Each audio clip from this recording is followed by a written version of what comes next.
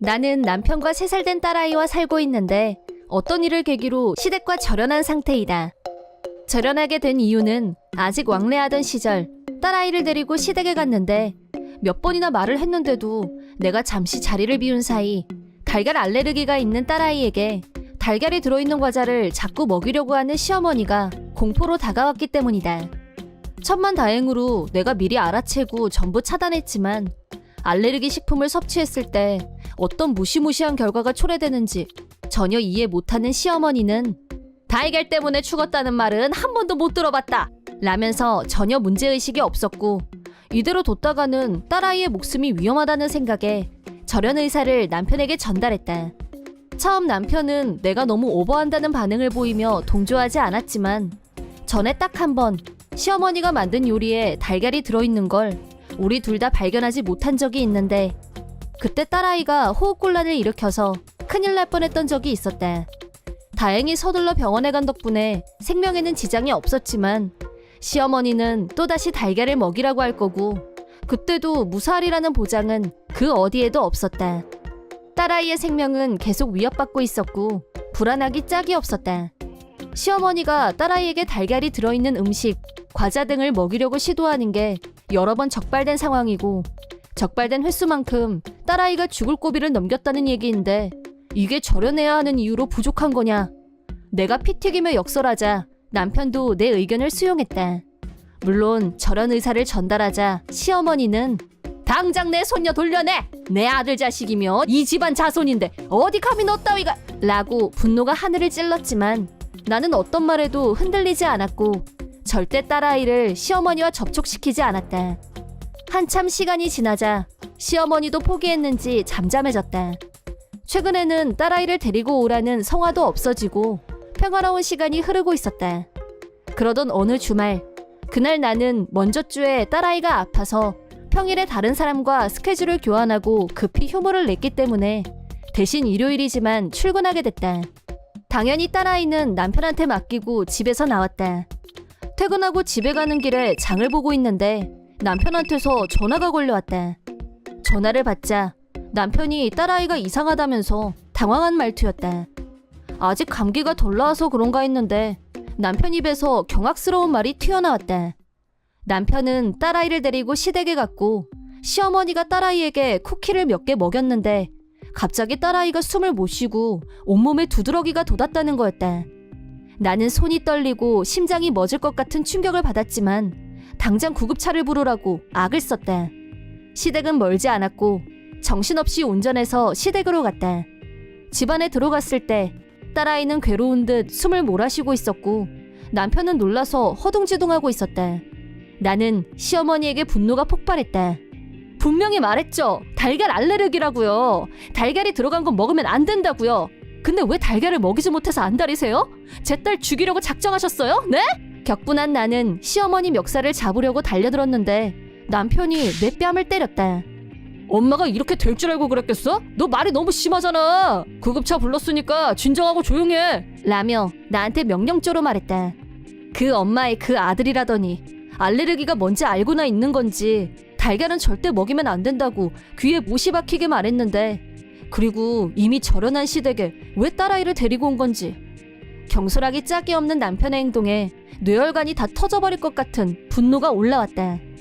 구급차가 도착했고 구급대원의 지시에 따라 구급차에 같이 타고 딸아이와 병원으로 향했다. 다행히 구급차 안에서 응급조치를 받은 후 딸아이의 숨소리가 정상적으로 돌아왔다. 하지만 남편과 시어머니에 대한 분노는 가라앉지 않았다.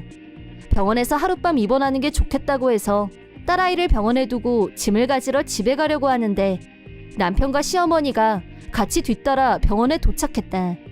시어머니는 병원에 도착하자마자 나한테 대고 멀쩡하기만 한데 무슨 넌 아무 일도 아닌 걸 가지고 웬 수선이 그렇게 심하니? 내가 보기에는 네가 너무 부풀리는 경향이 있어. 알레르기는 무조건 피하는 게 장사가 아니야. 조금씩 먹여서 적응하게 하는 게 맞는 거야. 내가 다 뜻이 있어서 한 일이라고. 알아들어? 여전히 뻔뻔한 시어머니를 보자 정말 죽이고 싶은 생각이 들었다. 딸아이가 숨도 못 쉬고 괴로워하는 걸 자기 눈으로 보고도 어떻게 저런 말을 할 수가 있는지. 적응을 시켜가다니 근본 없이 떠드는 것도 정도가 있어야 들어주지. 남편은 옆에서 맞아, 어른 말 틀린 거 없어. 지금 보니까 구급차는 굳이 부를 필요도 없었구만 뭐. 옆집 사람들이 뭐라고 생각했겠어? 남편이 떠드는 소리를 들으며 내 안에서 무언가 갈라지고 무너지는 소리를 들었다. 나는 두 사람에게 아무 대꾸도 하지 않고 집에 가서 짐을 챙겼다. 짐을 챙긴 후 현관 열쇠를 교환하기 위해 업체에 연락한 후 다시 병원으로 돌아왔다. 내가 다시 병원에 왔을 때 시어머니와 남편은 이미 보이지 않았다. 그리고 얼마 후 남편한테서 전화가 걸려왔다. 전화에 대고 남편은 집에 왔는데 문이 안 열려. 안에 들어갈 수가 없는데 이게 어떻게 된 거야? 라면서 열쇠 업체 전화번호를 물어보길래 이혼할 거니까 굳이 집에 들어갈 필요 없다고 말해줬다. 그러자 남편은 뭔 개뼈다귀 같은 소리냐며 화를 냈다. 자기 딸을 죽이려고 한 아빠하고 딸을 분리하는 게 정상적인 엄마가 할 수 있는 최소한의 조치라고 설명해줬다. 네 짐은 딸아이가 태어난 후 시댁으로 다 보낼 거고 배송비도 네 부담으로 할 거라는 것도 알려줬다. 이혼 서류는 변호사를 고용해서 최대한 빨리 처리할 거라고 하자 너 미쳤구나 라며 소리를 질렀지만 솔직히 지금 우리가 살고 있는 아파트는 내가 독신 때 구매한 것이기 때문에 남편이 집에서 나가는 건 너무나 당연한 이치였다. 그러자 남편은 내가 애 아빠야. 네가 뭔데 전부 다 멋대로 정하고 난리야? 라며 북권을 주장했지만 위험한 거 알면서 거기 데려갔으니까 미필적 고의에 해당하는 거야. 알레르기 일으키게 만든 책임은 어디 가고 아빠 타령이야? 라고 대꾸해줬다. 또 시어머니한테는 이번 일에 대해서 위자료를 청구할 거라고 하자 그거 두드러기 좀 난 거 같고 이혼에 위자료에 너 머리가 이상한 거 아니니? 라면서 나를 이상한 사람 취급했지만 알레르기 성분이 들어가 있는 걸 알면서 먹였다는 건 이미 그 행위 자체로 살인미수이며 인간이 아니라 인간 쓰레기로밖에 보이지 않았다. 며칠 후 딸아이가 건강을 회복하고 나서 남편한테 이혼 서류를 건넸다. 남편은 여자 혼자서 애를 키울 수 있을 것 같냐며 딸아이를 방패 삼으려고 했다. 며칠 못 가서 징징거릴 게 뻔하고 그때 가서 후회하면 늦는다며 은근 겁을 줬다. 나는 자격증을 갖고 있는 전문직이었고 넉넉하지는 않지만 딸아이와 둘이서 평범한 생활은 할 수 있을 정도의 경제력이 있었고 내 이름으로 된 집도 있었다. 그 때문에 나는 전혀 걱정하지 않았다. 한편 시어머니는 시댁으로 갑자기 구급차가 출동했기 때문에 동네에서 집에 무슨 일이 있었냐고 물어보는 사람이 많았다는데 손녀가 몸이 안 좋았는데 며느리가 호들갑을 떨면서 구급차를 부르고 소란을 피우더라고 라며 자기 잘못은 쏙 빼고 말했다. 하지만 내가 다시 동네 사람들에게 자초지종을 사실 그대로 전달한 결과 팩트를 알게 된 동네 사람들은 다들 질겁하면서 할머니가 손녀를 죽이려고 환장한 거 아니냐며 동네가 들썩일 정도로 소문이 돌았다. 그 일로 남편이 나한테 화를 냈지만 같은 소문이 남편 회사에도 퍼진 건 두말하면 잔소리. 회사에 자기 딸을 죽이려고 한 모친을 감싸면서 아내한테 폭력을 행사한 폭력 남편이라는 소문이 퍼지면서 회사의 높은 분이 나서서 그런 인간을 우리 회사에서 월급 주면서 데리고 있을 이유가 있나? 라고 한마디 하자 남편은 바로 해고당했다고 한다. 패가망신 수준의 상황에 처하자 남편은 이게 다 내 탓이라면서 별것도 아닌 일을 가지고 떠벌리고 일을 크게 만들어서 사달을 냈다며 나를 협박했지만 누가 봐도 이 사달이 난 원인은 모두 네 탓이라는 사실. 처음부터 시어머니의 빈약한 알레르기 상식을 열심히 일깨워주고 절대 달걀이 들어간 음식을 먹이지 못하게 하라는 말만 지켰어도 이런 결과는 만들어지지 않았을 것이다. 최소한 시댁에만 데려가지 않았어도 딸아이의 생사가 오가는 일은 일어나지 않았을 것이다. 100번을 다시 생각해도 이건 모두 남편의 자업자득이며 나는 1도 동정의 가치를 느끼지 않는다. 이번 사태를 알게 된 친정 부모님은 남편이 다시 찾아와서 딸아이를 데리고 시댁에 가지 말란 법이 어디 있냐며 친정으로 오는 게 어떻겠냐고 하셨다. 나는 부모님 말씀에 일리가 있다고 생각했고 아파트를 처분하기로 했다. 그런 결정을 내린 지 10일 후 남편은 폭망한 자기 처지에 대한 울분을 사귀지 못했는지 아파트로 찾아와서 한참 문을 두드리다 갔단 얘기를 나중에 옆집 사람한테 들었다. 남편의 목표는 나한테서 딸아이를 뺏어가는 거였던 것 같다. 우리 집은 1층이었고 새벽 1시에 베란다를 통해 침입을 시도했다. 하지만 나는 이미 친정으로 이사를 한 뒤여서 그 집에는 전혀 다른 사람이 살고 있었다. 당연히 집주인이 경찰에 신고했고 심지어 남편을 잡아서 깔끔하게 제압한 후 경찰에게 현행범으로 넘겨줬다고 한다. 체포 당시에 남편은 경찰한테 계속 여기는 내 집이야 라고 주장했다는데 처음부터 그 집은 네 집이 아니었다는 사실.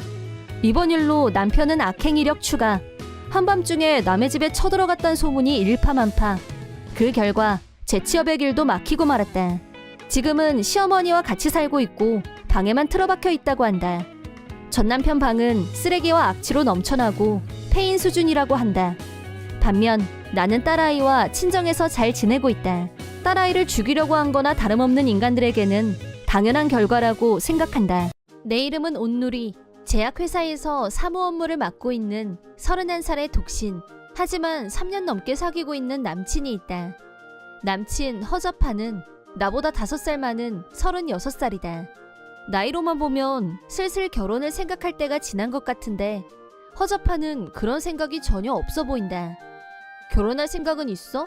라고 물으면 때가 되면 이라고 할 뿐. 말머리를 다른 데로 돌리는 데는 선수다. 한때는 나도 프로포즈는 언제쯤일까? 이벤트는? 이라는 기대를 품었었지만 어떤 일을 계기로 그런 기대는 아예 버렸다. 어떤 일이란 허접한의 바람, 그것도 그냥 바람이 아니라 전 여친과 뒤에서 만나고 있었다. 나와 허접한은 쉬는 날이면 어김없이 만났고 일주일에 한두 번 정도 데이트를 해왔는데 전 여친과는 평일 휴일 가리지 않고 틈만 나면 하루가 멀다고 만나왔다는 걸 알게 됐다. 내가 그걸 알게 된 건 전 여친의 SNS 때문이었다. 평소처럼 핸드폰을 켰는데 전 여친 왕재숙한테서 친구 신청 메시지가 도착해 있었다. 어이없으면서도 궁금해지는 본능. 왕재숙이 올린 사진을 봤고 거기서 허접한과 같이 찍은 사진을 여러 장 발견했다. 곧바로 허접한을 추궁하자 순순히 불륜 사실을 인정했다. 내가 이건 단순한 불륜이 아니라 양다리야 라고 흥분하자 허접한은 걔랑은 이미 헤어진 사이야 라고 주장했다. 이미 헤어졌는데 왜 만나? 계속 만날 거면 나랑 헤어지고 만나. 내가 격렬하게 화를 내자 알았어 진짜 안 만날게 라고 맹세했다. 그러고 나서 왕재숙은 SNS에서 나를 차단했는지 내용을 전혀 볼 수가 없었다. 일단은 더 이상 안 만나겠다고 한 허접한의 말을 믿을 수밖에 없었지만 한 번 배신은 2번 배신도 가능한 법. 허접한의 말을 전부 다 믿기는 힘들었다. 그 일이 있고 난 뒤 1년이 지났고 우리는 커플을 유지한 채 3번째 함께하는 크리스마스를 맞이했다. 3년이나 만났지만 결혼 얘기가 나오면 피하기 바쁜 허접한에게서 마음이 떨어져가는 것 같은 불안감이 있었다. 크리스마스 기념으로 레스토랑을 예약하고 맛있는 요리를 먹으면서 솔직하게 현재 내 마음에 대해 말하기로 했다. 우리 벌써 사귄 지 3년이야. 나도 나이가 벌써 31살이고 라고 운을 띄우자 허접한은 아직 31살밖에 안 됐어? 나랑 비교하면 아직 아기네 라고 또 딴청을 피우기 시작했다. 내가 이쯤 되면 결혼을 생각하는 게 정상적인 흐름 아닌가? 라고 콕 집어 말하자 꼭 그런 건 아니지. 난 아직 즐기고 싶어. 가정에 매이는 건 상상도 하기 싫어 라고 했다. 만약 허접하니 내 말을 조금이라도 진지하게 받아주고 결혼에 대해 생각해 보겠다고 했다면 허접한에 대한 신뢰를 회복했을지도 모른다.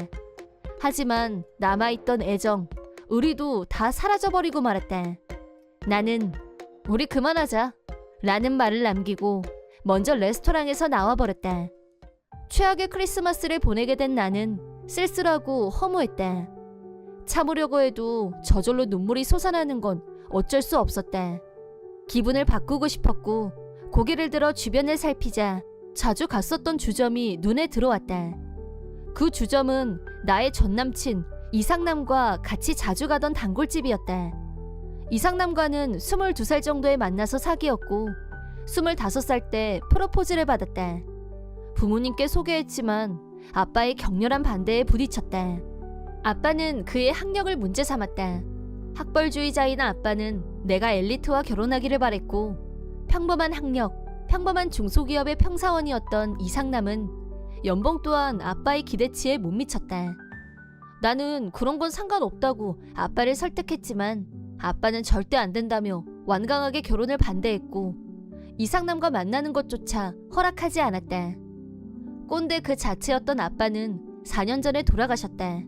나는 이상남이 지금 나한테 프로포즈 했으면 우리 결혼할 수 있었을 텐데 라고 가끔 그 사람을 떠올렸다. 나도 모르게 발걸음이 주점 쪽으로 옮겨갔고 혼자서 안으로 들어갔다.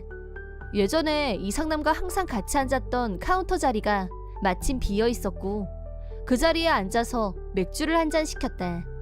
이왕 이렇게 된 거 크리스마스를 자축하기로 했다.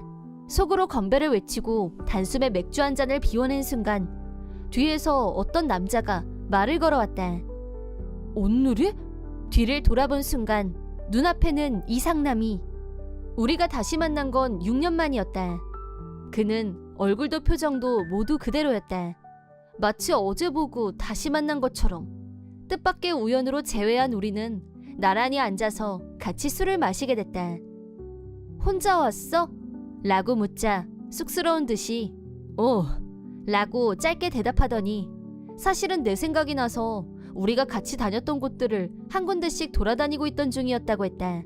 그동안 어떻게 지냈는지 서로 살아온 얘기를 하던 중에 이상남이 갑자기 진지한 얼굴을 하더니 누리야, 우리 다시 시작할 수 없을까? 라고 했다. 이상남은 나와 헤어졌지만 언젠가 우리 아빠한테 인정받기 위해 열심히 노력한 결과 대기업에 입사했고 이미 연락은 끊어졌지만 반드시 나와 다시 만날 거라 믿으며 다시 만나게 되면 나에게 두 번째의 고백을 할 생각이었다고 했다. 이상남의 진심이 마음에 와닿았지만 실은 나 지금 만나는 사람이 있어. 그런데 문제가 있어서 헤어질 결심을 하고 있던 중이었어. 그러니까 조금만 기다려줄래? 라고 대답한 후 서로 연락처를 주고받은 후 아쉬운 작별을 했다. 며칠 후 이별 통보를 하기 위해 퇴근 후 허접한 집 앞에서 기다리고 있는데 지하철역 쪽에서 다정하게 걸어오는 남녀가 있었는데 내 쪽으로 다가온 순간 그 남녀가 허접한과 왕재숙이란 걸 알았다. 내가 기다리고 있는 걸 발견한 허접한은 당황한 듯 누리 네가 웬일이야? 라고 했다. 그러자 옆에 있던 왕재숙이 헐! 너 설마 아직도 얘 정리 안 했니? 나쁜 자식! 라며 발끈 사실관계를 유추했을 때 허접한은 나와 왕재숙 양쪽에 다신 안 만날게 라고 어장관리를 한 게 분명했다. 어처구니가 없어서 나는 이걸로 우리 끝이다. 다신 연락하지 마! 라고 선언한 후 허접한이 우리 집에 두고 갔던 물건들이 담겨있던 쇼핑백을 던져주고 빠른 걸음으로 그 자리를 벗어났다. 내가 자리를 뜬 순간 왕재숙이 나도 너랑 끝이야! 개짜증나! 라고 하더니 허접한의 뺨을 때리는 장면을 놓치지 않았다. 나도 모르게 속으로 왕재숙 땡큐를 외쳤다. 내가 이런 말을 할 날이 올 줄이야. 그 후 나는 이상남과 재결합했고 5개월 정도 지나 프로포즈를 받고 결혼했다. 내가 SNS에 결혼반지 사진과 함께 결혼 소식을 알리자 가장 관계없는 사람이 제일 먼저 반응을 보였다. 그날은 퇴근 후 이상남이 회사까지 마중을 오겠다고 해서 회사 앞에서 기다리고 있었는데 갑자기 어디서 많이 본 적 있는 자동차가 내 앞에서 섰다. 창문을 열고 얼굴을 내민 허접하니 너 어떻게 된 거야? 라고 소리쳤다. 혹시 결혼 때문에 그래? 라고 묻자 네 마음대로 그딴 거 올리면 뭐 그런다고 내가 결혼할 것 같아? 라며 헛소리를. 착각은 자유라더니 정말 너 뭐 되니? 나는 혼자서 웃었다. 걱정 붙들어매. 나도 너랑은 결혼 안 해. 라고 하자 그럼 누구랑 결혼하는데? 라고 묻길래 이상남과 결혼할 거라고 하자 허접하는 열을 내며 그놈이 누구야 대체? 너 설마 양다리 고쳤었냐? 라며 먼 눈엔 뭐만 보이는 소리를 냈다. 착각은 자유라더니 허접하는 내가 헤어지자고 한 말을 진심이라고 생각하지 않았고 화 풀리면 자동으로 연락하려니 그렇게 생각하고 있었다는 식으로 말했다. 허접하니 그러니까 너 진짜 나하고 끝낸다는 거야? 그런 뜻이야? 라고 확인하길래 당연하지. 나 결혼하면 회사 그만둘 거야. 집도 이사 준비 다 끝냈어. 네 라인은 차단할 거니까 앞으로 나한테 연락할 생각 하지 마. 라고 확실하게 선을 그었다. 허접하니 너만큼은 절대 나를 떠나지 않을 거라고 믿고 있었어. 좋아, 결혼해 줄 테니까 당장 그놈하고 헤어져. 라는 황당 발언을. 그러더니 차에서 내려서 내 어깨를 꽉 잡았다. 그때 이상남이 도착했다. 너 뭐하는 놈이야? 당장 누리한테서 떨어져! 라고 소리치며 허접한을 한 방에 정리. 허접한은 울면서 차에 타더니 조용히 돌아갔다. 그 후 허접한은 왕재숙한테 결혼 사기로 고소당하면서 경찰에 끌려다니는 신세가 됐다고 한다. 허접한은 왕재숙한테 결혼 약속을 하면서 여러 차례에 걸쳐 돈을 빌리고 갚지 않았고, 왕재숙이 허접한한테 빌려주고 받지 못한 돈은 3천만 원이 넘는다고 한다. 허접한은 3천만 원의 채무와 위자료까지 청구받은 상황. 결국 회사 월급으로는 충당이 안 돼서 알바로 룸살롱 웨이터까지 하느라 잠도 제대로 못 자는 형편이라고 한다. 한편 나는 이상남과 결혼 후 새 집에서 신혼생활을 시작했고 1년이 지나 첫 임신을 했다. 또 35살에는 둘째를 임신해서 아주 행복하게 잘 살고 있다. 소문에 의하면 허접한은 40이 넘도록 결혼도 못하고 빚 갚느라 몸을 혹사하다 보니 결국 몸에 무리가 왔고 지금은 각종 질병에 시달리고 있다고 한다. 만약 그날 이상남을 우연히 만나지 않았다면 허접한과 헤어지기 힘들었을지도 모른다. 그런 생각이 들 때마다 남편에게 한없이 고마워진다. 내 이름은 나승자, 지극히 평범한 회사원이다. 친구들이 연애도 하고 결혼도 하며 인생의 새로운 변화를 경험하는 동안 나는 한 번도 연애해 본 적이 없었다. 내 말이 구차한 변명으로 들릴지도 모르겠지만 내 얼굴 왼쪽에는 커다란 상처가 하나 있다. 설마 그것 때문에 연애를 못하고 있는 거라고는 생각하고 싶지 않지만 누가 뭐라고 하기 전에 내가 먼저 미팅이니 회식이니 하는 자리를 피하게 되는 건 사실이다. 하지만 나는 밝고 긍정적인 성격이다. 중딩, 고딩 때 친구들과는 여전히 연락하며 잘 지내고 있고 친구들과는 술 모임도 자주 갖는 편이다. 잘 통하는 친구들과 같이 있는 게 나한테는 가장 좋은 스트레스 해소법이다. 어느 날 자주 연락하는 중학교 친구한테서 연락이 왔고 항상 보는 친구끼리 만나기로 했다. 한참 분위기가 무르익어갈 무렵 멤버 중 한 명인 장난중이 일어나더니 나 오늘 할 얘기가 있어 라며 마이크를 잡는 신용을 했다. 모두의 시선이 장난중을 향해 쏠리자 나 곧 결혼해 라며 얼굴을 붉히면서 말했다. 꽤 오래 사귄 남친이 있는 건 알고 있었지만 우리 나이에 벌써 결혼할 줄은 정말 몰랐고 깜놀했다.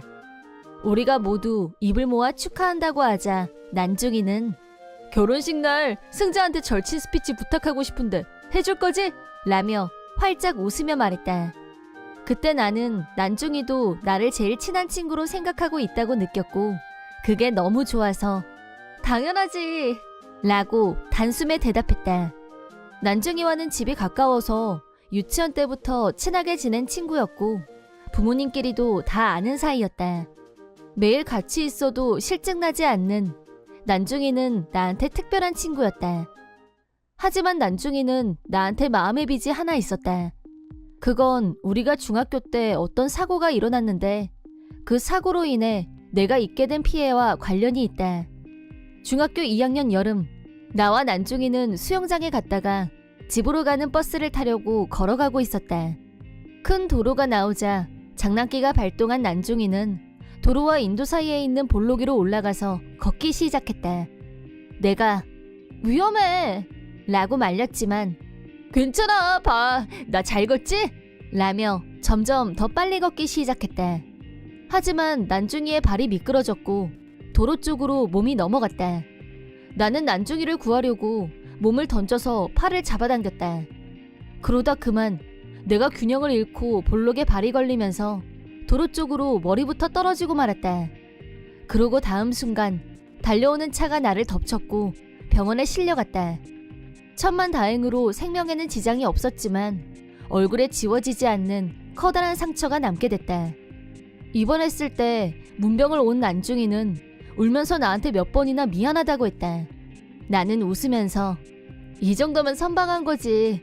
나도 너도 이렇게 살아서 다시 만났잖아. 라고 나는 힘들어하는 난중이를 위로했다. 나는 내가 다친 게 난중이 탓이라고 생각하진 않았다. 장난치면서 노는 건 우리한테 일상이었다.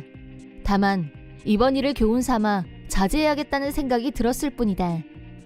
하지만 난중이는 나랑 달랐던 것 같다. 그 사고 이후 항상 나를 배려하고 양보하는 게 몸에 밴 아이가 되어갔고 가끔 내 얼굴을 보면서 슬픈 눈을 하기도 했다. 그게 어떤 마음인지 다 알고 있었기 때문에 일부러 난중이 앞에서는 더 밝고 활달하게 굴었다. 그런 큰일이 있었지만 우리는 여전히 서로에게 절친이었고 앞으로 평생 서로에게 절친으로 남을 거라고 자신했다. 난중이의 결혼식 3일 전, 난중이가 독신생활 마지막 기념으로 둘이서 밥을 먹자고 해서 근사한 레스토랑에 갔다. 와인을 마시면서 이런저런 얘기를 하다 보니 시간이 금세 지나갔다. 내가 늦었으니까 우리 그만 일어나자 라고 하자 난중이가 진지한 얼굴로 내 예비 신랑 의사인 거 알지? 네 얼굴 고쳐줄 수 있는 의사가 나타나면 정말 좋겠어 진심 이라고 했다. 나는 고마워. 근데 나는 지금 이 상태도 나쁘진 않아. 진짜 너도 이제 그만 신경 꺼 라고 하고 웃었다. 와인을 많이 마신 탓인지 난중이는 비틀거리면서 계산하고 밖으로 나갔다. 밖에는 난중이 남친 왕재수가 기다리고 있었다. 내가 안녕하세요 라고 하자 내 얼굴의 상처를 유심히 보더니 난중이 친구? 라고 물었다. 술에 취한 난중이를 차에 태우고 차 문을 닫자 왕재수가 그쪽 혹시 내일 우리 결혼식에 올 생각이야? 라면서 미간에 주름살을 모았다. 내가 네 라고 하자 눈치는 좀 챙겨야지. 얼굴 장난 아니신데 다른 하객들 앞에서 신부 친구라고 하면 사람들이 우리를 뭘로 보겠어? 알아들었으면 결혼식에 오는 거 다시 생각해봐 라는 발언을 초면에 필터링도 없이 내뱉었다. 지금까지 얼굴에 있는 흉터 때문에 심한 말을 들어본 적이 없었기 때문에 진심 상처받았다.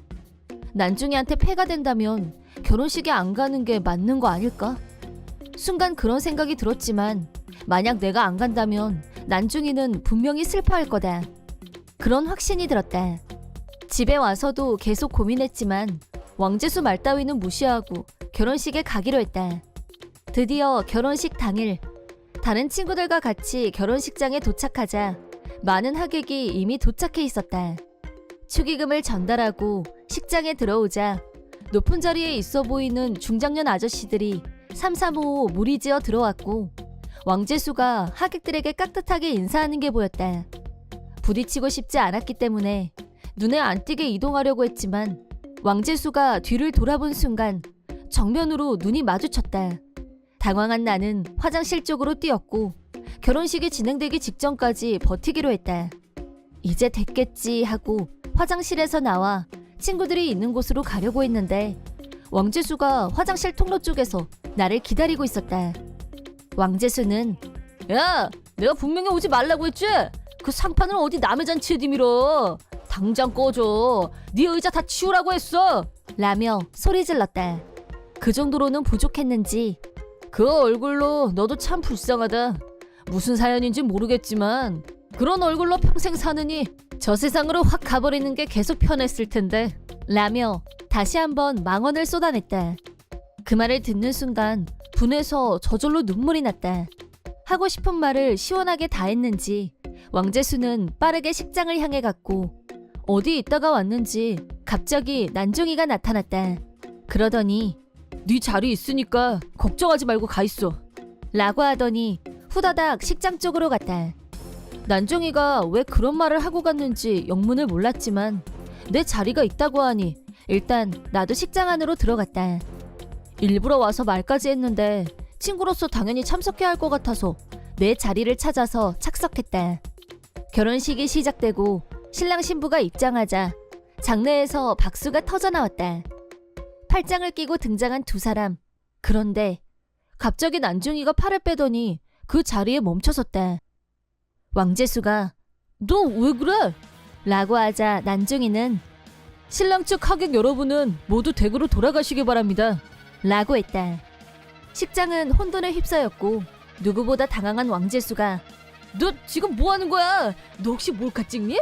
라고 다그치자 난중이는 핸드폰을 꺼내서 앞에 있던 마이크에 갖다 대더니 녹음 파일을 틀었다. 잠시 후 야, 내가 분명히 오지 말라고 했지?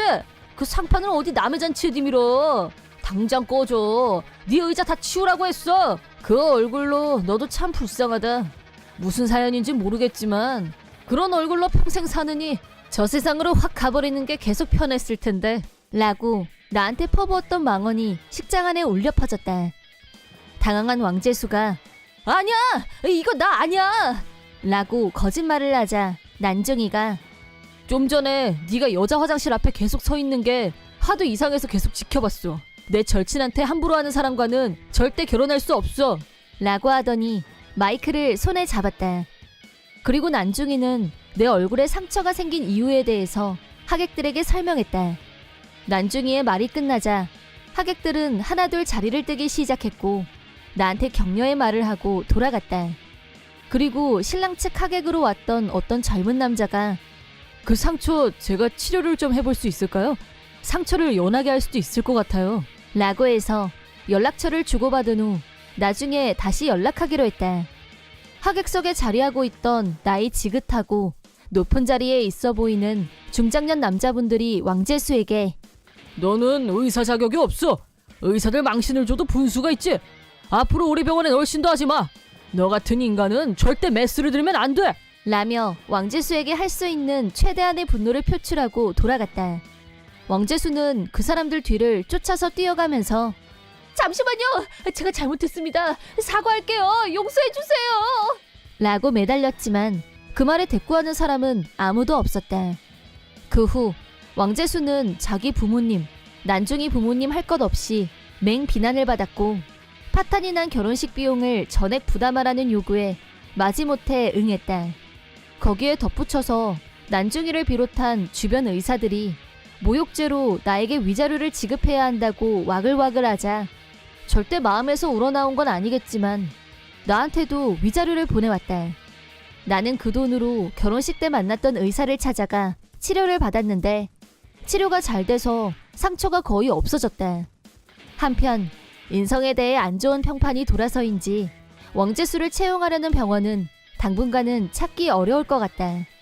남들한테 보여주기 식으로 화려한 결혼식을 준비했던 탓에 하객들에게 축의금도 돌려주고 결혼식 비용을 혼자서 충당하기 힘들었는지 투자 목적으로 구매했던 아파트를 전부 매각한 건 물론 서울에서 발붙일 곳이 없어지자 왕재수는 자기 존재를 전혀 모르는 지방병원에 겨우 일자리를 구했고 아무도 모르게 조용히 내려간 후 다신 서울로 돌아오지 못했다. 한편 난중이는 결혼까지 생각했을 정도로 믿었던 사람에 대한 실망과 불신이 전체 남성한테 번지는 심각한 상황이었지만 나와 친구들의 위로와 격려가 통했는지 원래의 천진난만 완전 긍정의 자기 모습을 되찾게 됐다. 나는 결혼식에서 만났던 의사에게 얼굴 치료를 받으며 가까운 사이가 됐고 지금은 결혼 준비로 바쁘게 보내고 있다. 얼굴에 났던 상처가 깨끗하게 치료된 후 나에게 일어난 가장 큰 변화는 나의 행복에 대해 더 적극적으로 됐다는 점이다. 내 이름은 호구남, 54살의 독신, 직업은 회사원이다. 이 나이에 혼자 산다고 하면 딱하게 생각하는 사람도 많지만 솔직히 나는 지금이 가장 행복하다. 이유는 단 하나, 악처와 고약한 딸한테서 이제야 겨우 벗어났기 때문. 전처인 고진숙과는 내가 32살일 때 결혼했다. 아내는 이혼 경력 1번과 2살 된 딸이 하나 있었다. 아내가 딸아이를 임신했을 때 남자가 도망을 갔고 어쩔 수 없이 싱글마더가 됐다. 도시락 가게에서 일하던 아내는 내가 일하는 회사에 주문 도시락을 배달하러 매일 왔었다. 항상 웃는 얼굴, 활기차게 일하는 그녀의 모습에 나는 첫눈에 반해버렸다. 내가 먼저 아내에게 말을 걸었고 처음 둘이서 만났던 날 아내가 혼자서 딸아이를 키우고 있다는 사실을 알게 됐다. 도시락 가게 말고도 신문 배달까지 하면서 딸아이를 키우고 있다는 걸 알고 난 뒤 나는 아내를 더 좋아하게 됐다. 그리고 동시에 내가 이 여자를 지켜주고 싶다는 생각에 이르렀다. 아내에게 고백하고 연인으로 발전. 다시 1년 후에 결혼하고 우리 셋은 드디어 가족이 됐다. 딸아이 재아는 아직 2살이었고 함께 살다 보니 자연스럽게 나를 아빠로 받아들였다. 딸아이 관점에서 나는 너무 당연하게 그냥 아빠였다. 우리 셋은 사이좋고 행복한 가정을 이루는데 성공한 듯 했는데 딸아이가 10살이 됐을 때 아내와 같이 딸아이 운동회를 갔다 돌아오는 길에 갑자기 딸아이가 내 친구가 나더러 아빠랑 하나도 안 닮았대. 라는 말을 했다. 아내는 필사적으로 누가 그런 말을 해. 네가 아빠랑 닮은 데가 얼마나 많은데 라고 둘러댔지만 나는 이제 딸아이한테도 사실을 말해줄 때가 왔다고 생각했다. 딸아이를 속이는 것 같아서 마음이 편하지 않았고 비밀로 해도 언젠가는 분명히 알게 될 일인데 계속 거짓말로 잠깐 위기를 모면하려고 하다가는 결국 딸아이의 상처를 더 키우는 거라는 생각이 들었다. 아내와 상의한 후 딸아이에게 사실을 말해줬을 때 딸아이는 당연히 놀랐고 감당이 안 되는 모습이었지만 곧 그래도 나한테 아빠는 아빠뿐이야. 라고 말하는 딸아이의 의젓함에 한없이 행복했었다. 그렇게 우리 셋은 여전히 행복한 가족으로 잘 지냈고 다시 10년이란 세월이 흘렀다. 그런데 딸아이가 22살이 되던 해 사춘기 때도 나하고 별 문제 없이 대화를 나누던 딸아이가 갑자기 나를 대하는 태도가 차가워지기 시작했다. 나이 탓인지 몸에 살이 붙고 중년 남성 체형이 된 점을 지적하면서 징그러워. 라며 말끝마다 쏘아붙였다. 말투만 그런 게 아니라 저녁 먹는 시간을 나하고 겹치지 않게 한다거나 내가 샤워하려고 하면 보일러를 꺼버린다거나 하는 식으로 의도적으로 나를 괴롭히려는 게 느껴졌다. 아내는 이상하게 변한 딸아이를 두고 얘가 다 늦게 반항기가 왔나 봐 라며 태평하게 말했다. 그렇게 얼마간의 시간이 지나자 아내마저 변하기 시작했다.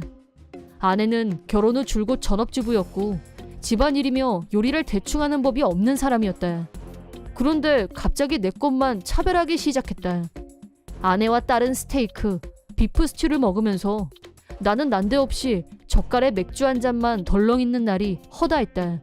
대체 나한테 왜 이러냐고 아내에게 직선적으로 물어보자 아내는 당신 배 나온 것 좀 봐. 내가 창피해서 그래.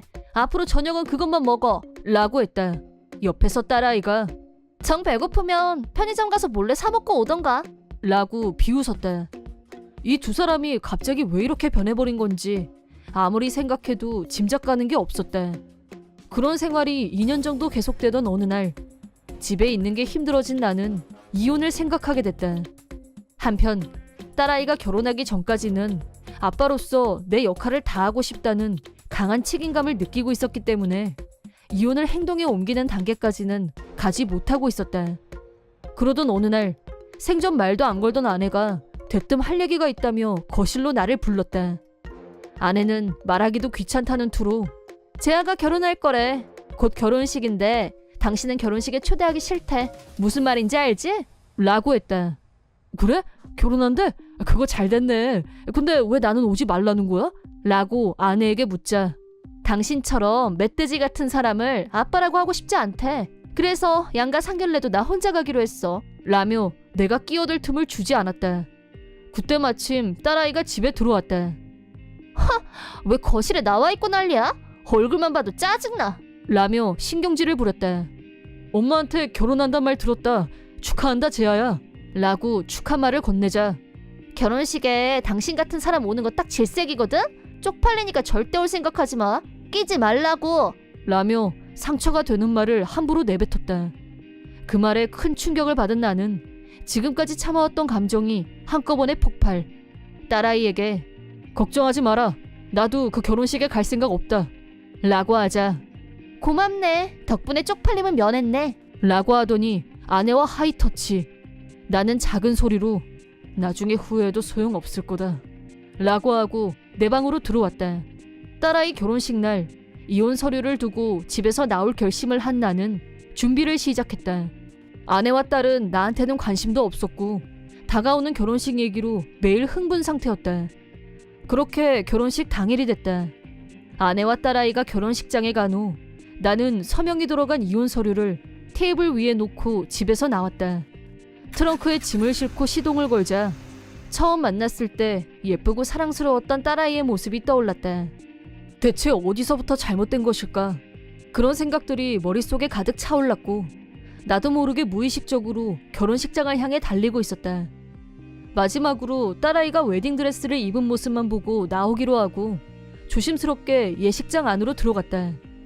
사람들이 별로 없는 구석에 잘 숨어 있었는데 갑자기 허구남 씨? 라고 누가 나를 부르는 소리에 화들짝 놀랐다. 뒤를 돌아보니 거래처 사장님이었다. 왜 이런 데 서 계세요? 라고 묻는 말에 할 수 없이 사정을 말하자 이번엔 딸아이 이름을 물었다. 제 딸은 공재아라고 합니다. 라고 대답하자 사장님이 그 아이라면 오늘 내 손주랑 결혼할 신부인데? 라며 놀라는 반응. 딸아이는 신랑한테 부모님이 이혼해서 아빠는 없다고 했고 애초부터 나를 없는 사람 취급한 모양이었다. 그뿐 아니라 결혼식에는 이미 친부가 와 있다는 충격적인 말을 들었다. 친부 얘기는 처음 듣는 거였고 나 모르게 아내가 계속 연락을 해온 게 틀림없다는 생각이 들었다. 그때였다. 자기를 길러준 새아빠를 없는 사람처럼 말하고 결혼식에도 부르지 않다니 인간성이 의심스럽다며 화가 난 사장님은 나를 딸아이가 있는 곳으로 데리고 가주셨다. 하고 싶은 말이 있으면 다 해치워. 그래야 후회가 없어. 사장님은 내 마음을 다 알고 있는 듯 어깨를 토닥인 후 신부 대기실 문까지 직접 열어주셨다. 문이 열리자 아내와 신랑, 신부, 그리고 내 또래로 보이는 낯선 남자가 함께 있었다. 내 얼굴을 보자마자 딸아이가 오지 말라고 했는데 대체 왜 왔어? 징그러운 인간. 라고 경로. 내가 그것보다 이 사람 대체 누군데 여기 있는 거야? 라고 묻자 우리 친아빠야. 아저씨보다 훨씬 잘생겼지? 라고 말했다. 딸아이 친부는 사진으로 본 적이 있는데 지금 내 앞에 있는 남자는 아무리 봐도 동일 인물로 보이지 않았다. 그 부분에 대해서 아내에게 다시 한번 당신 거짓말까지 하면서 이 사람 왜 데리고 왔어? 둘이 무슨 관계야? 라고 따졌다. 아내는 당황하는 빛이 역력했다. 당신이야말로 무슨 헛소리야? 라며 내 말을 부정했다. 그때 우리가 하는 말을 조용히 듣고만 있던 신랑이 자리에서 벌떡 일어나더니 결혼식 중지하겠습니다. 라고 선언했다. 그 당황한 딸아이는 뭐래니? 갑자기 뭐 하자는 거야? 라며 소리쳤다. 그러자 신랑이 너 나한테 엄마하고 둘이서 산다고 했었지? 난 거짓말하는 사람하고는 평생 같이 살 수 없어. 그리고 어떻게 아버지한테 결혼식에 오지 말라고 할 수 있어? 사람의 도리가 아니잖아. 게다가 뭐 징그러운 인간? 너랑은 안 될 것 같다. 라고 하더니 결혼식 스태프를 불렀다. 딸아이는 아니야. 이 사람 우리 아빠 아니야. 라면서 산증인을 앞에 두고도 거짓말로 변명을 늘어놨다. 나는 아내와 처음 보는 남자를 향해 다시 한번 무슨 관계인지 추궁했다. 내 말에 묵비권을 행사하고 있는 두 사람을 보더니 사장님이 나서서 사실대로 말하지 않으면 당신 딸을 결혼 사기로 고소하는 수도 있어요. 라고 압박했다. 나도 물러서지 않고 흥신소 사람 붙이면 바로 답 나오는 일이야. 라고 가세했다. 그러자 아내가 겁을 먹었는지 남자와의 관계를 실토했다. 두 사람은 2년 전부터 불륜 관계였고 아내는 불륜 상대를 친부로 둔갑시켜서 나를 방해물로 만드는 작전을 세우고 실행에 옮겼다. 아내는 아빠가 젊은 여자랑 바람난 것 같아 라는 거짓말로 딸아이를 선동했고 그 결과 화가 난 딸아이는 나한테 폭언을 퍼붓기 시작한 거였다. 드디어 궁금해했던 진상을 알게 되고 딸아이가 아내에게 가스라이팅 당했다는 걸 알게 됐지만 지금까지 내가 받은 상처를 생각하면 용서가 쉬운 일은 아니었다.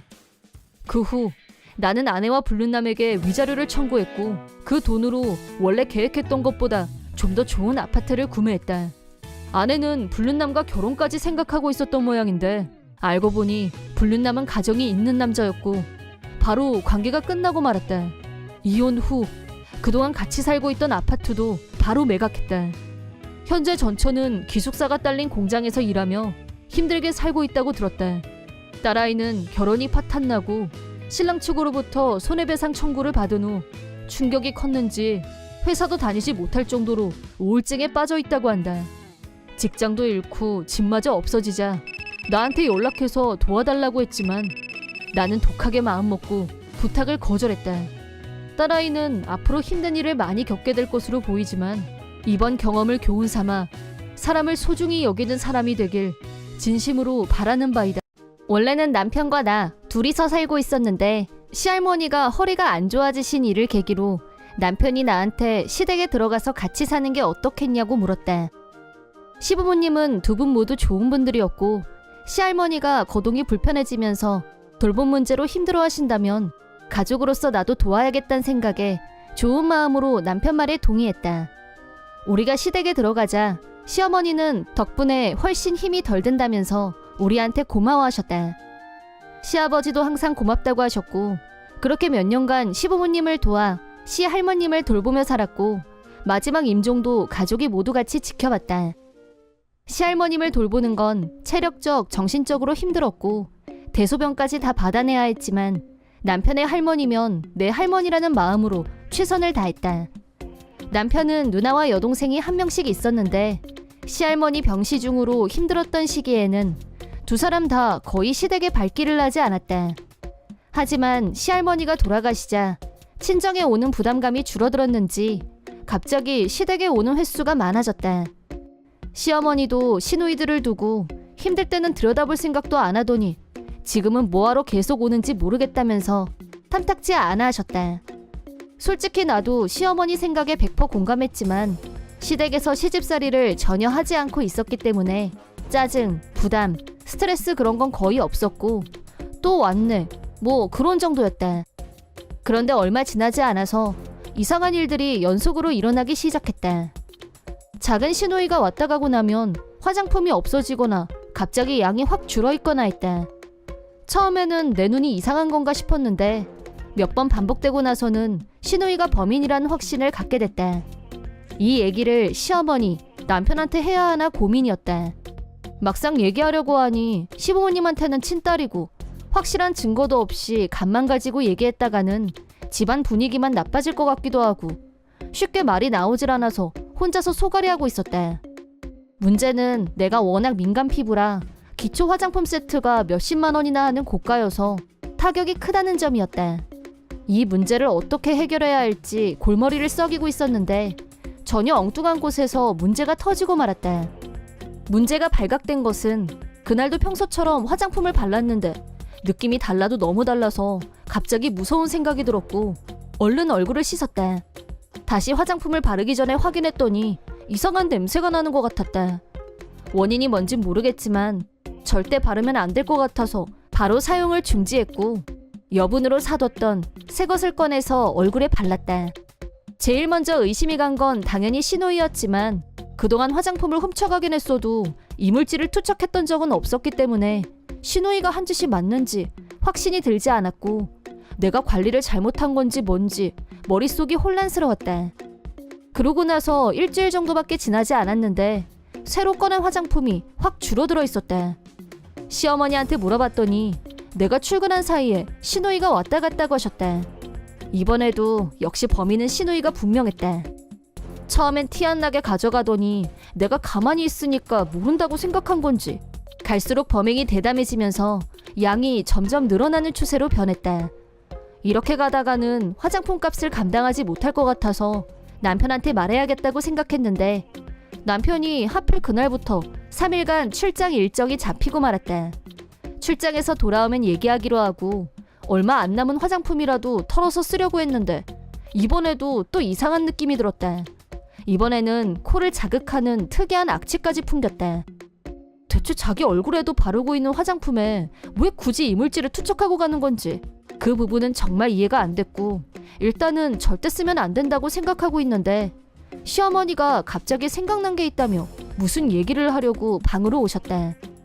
요즘 들어 큰 시누이가 계속 내 방에 들락거리는 게 미심쩍어서 왜 그 방에 들어가냐고 물었더니 내가 재미있는 DVD를 갖고 있어서 빌렸는데 그거 돌려주려고 한 거였다고 말했다는 거였다. 시어머니도 얼마나 재미있는 건지 궁금하다면서 재미있는 드라마면 어머님도 보고 싶다고 하셨다. 그 말을 듣고 번쩍 머릿속에 떠오르는 게 있었다. 그동안 작은 시누이만 내 방에 들어온 줄 알았는데 큰 시누이도 같은 패였다는 사실이었다. 화장품을 가져간 범인은 작은 시누이지만 아마도 화장품에 이물질을 투입한 건 큰 시누이 짓이 분명했다. 작은 시누이가 화장품을 덜어가면 큰 시누이가 남는 화장품에 이물질을 투입한 가설이 완성됐다. 다행이라면 내가 이상을 감지하고 화장품을 교환했던 사실이다. 남의 화장품을 상습적으로 훔쳐가는 것도 모자라서 이물질을 넣는 만행까지. 나도 더는 참으면 안 되겠다고 생각하고 있는데 작은 시누이가 갑자기 방으로 들어오더니 어마어마하게 화가 난 얼굴로 다짜고짜 내 머리채를 잡았다. 야, 너 뭔 짓 했어? 내 얼굴 어떻게 책임질 거야? 당장 위자료 내놔. 이거 놓고 얘기하세요. 당장 그 손 못 놔? 뭐 하는 거야 너? 우리 셋이 얽히고 설켜서 몸싸움하는 와중에 시아버지가 오셔서 억지로 시누이를 나한테서 떼어놨다. 새빨갛게 부어오른 시누이 얼굴을 보고 나도 깜짝 놀랐지만 왜 이러는 건지 먼저 설명부터 하라고 시누이에게 따졌다. 그러자 시누이는 나한테 삿대질하면서 이 여자가 내 화장품에 이상한 거 넣었단 말이야. 그래서 지금 내 얼굴이 이 모양 이 꼴이 됐잖아. 당장 치료비부터 내놔. 1,000만 원 안 가져오면 가만 안 둘 거야. 라고 열을 내길래 그런 이유라면 제가 아니라 형님한테 하셔야 될 것 같은데요? 라고 했더니 작은 시누이는 물론 시부모님도 뭐? 라며 깜짝 놀라는 반응을 보였다. 내친 김에 요즘 내 화장품이 자꾸 없어져서 고민하고 있던 일이며 이물질까지 투입하는 바람에 이중으로 고통받고 있었다고 설명했다. 그러자 시아버지가 완전히 열을 받아서 큰 시누이를 호출하셨다. 시댁에 도착한 큰 시누이가 작은 시누이 얼굴을 보더니 깜놀했다. 그래서 내가 형님이 넣은 이물질 때문에 작은 아가씨 얼굴에 발진이 일어난 것 같은데요? 라고 내가 확인시켜주자 큰 시누이는 자기는 모르는 일이라고 잡아댔다. 나는 아니야. 난 스킨에만 조금 섞은 게 다야. 라고 시누이가 자백이나 다름없는 말을 하자 시아버지가 시누이들한테 둘 다 당장 꿇어앉아 라고 버럭 소리를 지르셨고 시아버지가 나서서 두 딸에게 진상조사를 시작하셨다. 조사 과정에서 드러난 사실은 두 사람은 내가 시댁에 사니까 지출이 줄어들었을 거고 돈을 모으고 있을 거란 생각에 약이 올랐던 모양이다. 그래서 작은 시누이는 내 화장품을 훔쳐가는 걸로 안갚음하려고 했고 큰 시누이는 내가 시댁에서 기분 나쁜 일을 겪게 되면 동거하는 게 싫어질 테고 그럼 이 집에서 나갈 거라고 기대했던 모양이다. 그렇게 되면 현재 시할머니한테 들어가던 돌봄 비용도 안 들어가고 여윳돈이 전부 딸인 자기한테 올 거라고 기대하고 저지른 일이었다. 그렇다고 하바네로 소스를 화장품에 섞을 생각을 하다니. 악녀도 차원이 다른 부류가 있다는 걸 새삼 깨달았다. 만약 내가 중간에 확인 안 하고 그냥 얼굴에 발랐으면 아마 나는 작은 시누이 얼굴과는 비교도 안 될 정도로 대형 사고가 일어났을 것이다. 시할머니가 계실 때는 행여 자기들한테 뭐라도 시킬까 오지도 않더니 자기들이 시댁에 와서 고생할 일이 하나도 없게 되자 입속 챙기기만 급급해서 인간의 도리도 저버리고 정말이지 말이 안 나왔다. 하지만 시누이들의 몰상식한 행동을 시부모님은 간과하지 않으셨다. 특히 인간성의 하한선을 상실한 큰 시누이는 하바네로 소스 투척을 위해 아슬아슬하게 변색이 되지 않는 양을 계산해서 넣는 치밀함까지 보였다. 극민감 피부인 내가 만약 그 화장품을 진짜 얼굴에 발랐다면 작은 시누이보다 훨씬 심각한 피해를 입었을 거라고 말씀드리자 화가 난 시부모님은 절연을 선언하셨다. 작은 시누이는 이제 내 얼굴은 어떻게 하면 좋냐며 시부모님을 붙들고 울고불고 난리쳤지만 자업자득이니 네가 알아서 하라는 말이 돌아오자 아프다, 따갑다, 이 얼굴로 어떻게 사냐며 생 난리를 쳤다. 시부모님은 딸들 대신 사과한다면서 거의 무릎을 꿇을 기세였고 두 번 다시 같은 일이 일어나지 않게 철저히 감시하겠다면서 거듭 미안하다고 하셨다. 출장 중인 남편에게 직접 전화까지 하셔서 미안하다고 하셨다. 출장에서 돌아온 남편은 시누이들에게 불같이 화를 내면서 위자료를 요구했다. 화장품을 쓰기 전에 눈치채서 내 얼굴은 무사했다고 말했지만 남편은 화를 가라앉히지 못하고 이 일을 큰 시누이 남편과 작은 시누이 약혼자에게도 모두 알렸다. 그 결과 작은 시누이는 결혼을 앞두고 있었는데 아무리 가족이지만 명백히 도둑질이라며 파혼당했다. 결혼은 물거품이 되고 얼굴도 당분간은 그 상태로 쭉 가게 될 것 같은 느낌적인 느낌? 큰 시누이는 이혼당했는데 사람 얼굴 바르는 곳에 독극물을 투척한 거랑 뭐가 다르냐며 엄마가 인간 이하면 아이들에게 독이 될 뿐이라고 남편한테 쫓겨나는 신세가 되고 말았다. 두 사람은 이게 다 내 탓이라고 했지만 그 두 사람을 제외한 모든 사람에게 그런 말은 통하지 않았다. 그 후 작은 시누이는 병원에서 치료를 받고 피부가 원상태로 돌아오긴 했다는데 파혼한 약혼자가 파혼에 대해 책임지라며 위자료 청구서가 날아왔다고 한다. 큰 시누이는 이혼이 끝이 아니라 악녀 같은 만행이 SNS로 퍼져나갔고 그런 인간은 절대 가까이 하고 싶지 않다면서 기피 대상으로 등극하고 말았다. 시부모님이 이미 절연을 선언했기 때문에 앞으로 두 사람이 시댁에 오는 일은 없을 거다. 큰 시누이는 이혼당한 후 집도 없고 수입도 없고 현재 노숙자 신세가 됐다고 하는데 본인이 뿌린 대로 거두는 중이라고 본다. 시어머니와 둘이서 시할머니를 돌보느라 힘들게 고생할 때는 나 몰라라 했던 두 사람.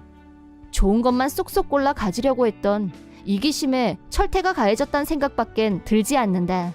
내 이름은 지성미, 29살의 독신, 회사원이다. 대기업 통신회사에 다니고 있는 나는 안정적인 연봉과 여유 있는 생활을 누리고 있다. 지금은 우아한 독신 생활을 하고 있지만 실은 1년 전 이혼한 돌싱녀이다. 전 남편과의 이혼은 나에게 평생 잊을 수 없는 경험을 만들어줬다. 전 남편 나태한과는 25살 때 결혼 생활은 겨우 3년에 불과했다. 나태한은 능력이 뛰어난 사람은 아니었고 결혼 생활 내내 경제적인 면은 내가 책임지고 있었다. 나는 일하는 게 좋았고 남편이 나보다 수입이 적은 것에 대해서는 큰 불만은 없었다. 지금 생각해보면 그게 남편을 나태하게 만든 원인 중에 하나가 되지 않았을까 하는 생각도 든다. 남편은 결혼하고 얼마 되지 않아서 회사를 그만두고 내 수입에 의존해서 생활하게 됐다. 내가 그런 상황을 받아들일 수 있었던 건 남편이 미워할 수 없는 성격의 소유자였기 때문이다. 또 사남매의 장녀인 나는 남을 돌보고 희생하는 것에 특화된 편이라고 할 수 있다. 비록 남편이 회사에서는 무능한 사원이었을지라도 내 앞에서는 낙천적이고 때묻지 않은 사람이라 저절로 돌봐주게 되는 면이 있었다. 하지만 그게 독이 돼서 남편을 더욱 무능하고 쓸모없는 인간으로 만드는 밑거름이 될 줄은 정말 몰랐었다.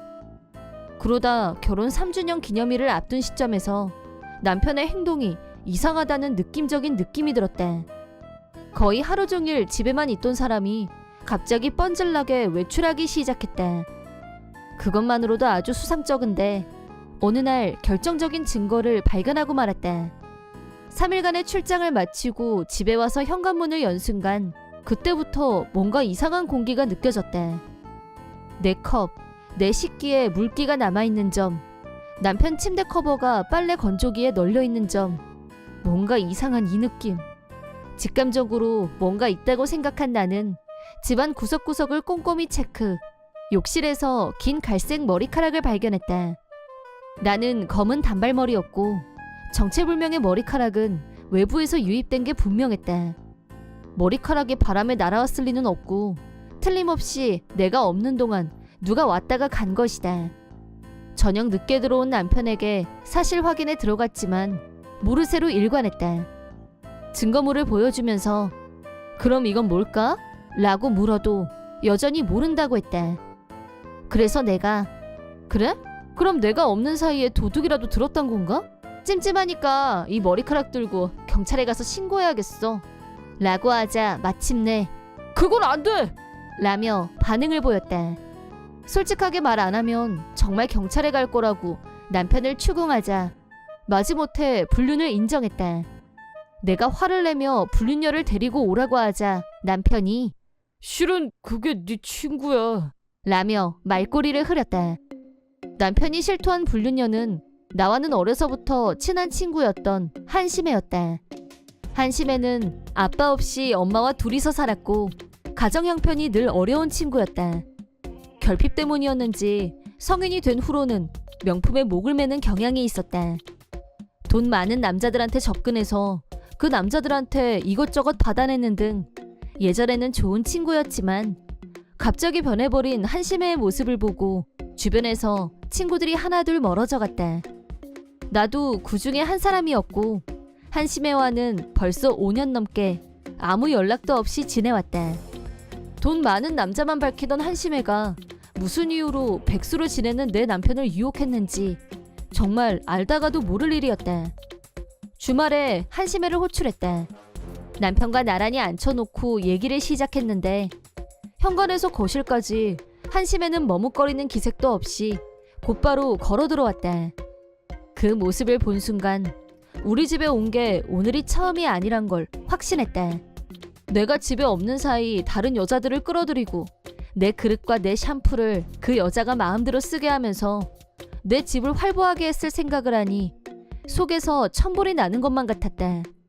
죄인처럼 쥐죽은 듯이 있는 남편한테 한심해는 왜 그렇게 기가 죽었어? 다 죽어가는 사람처럼. 이혼하기로 했는데 당당하게 굴어도 돼. 라고 했다. 그러자 남편은 그래 그렇지 라고 하더니 자세를 고쳤다. 내가 이혼할 생각이었어? 라고 묻자 남편이 나 너하고 이혼하고 한심해하고 재혼하기로 결심했어 라고 대답했다. 백수 생활 어언 3년 내 돈으로만 산 남자가 이혼하고 한심해와 재혼하겠다. 대체 생계는 어떻게 꾸릴 생각인지 계획이 있긴 한가 싶었지만 일부러 입 밖으로 꺼내지 않았다. 이혼 후에 어떻게 살든 그건 나랑 상관없는 일이니까. 그동안 내가 먹여 살렸건만 이런 배신을 당하고도 이혼을 안 하면 그건 내가 나를 용서할 수 없는 일이다. 남편한테 초특급으로 이혼서를 준비해. 위자료는 두 사람한테 철저히 청구할 거니까 그렇게 알고? 라고 하자 한심해가 의외로 화끈하네. 너무 잘됐다. 나태한 씨가 내가 너보다 예쁘고 스타일이 좋아서 한눈에 반했대. 완전 타입이라나? 내가 부탁하면 뭐든지 다 사주고 정말 자상해.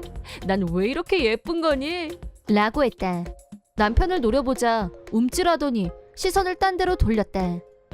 초스피드로 이혼할 거니까 안심하고 그만 돌아가. 남편하고 할 얘기가 있으니까.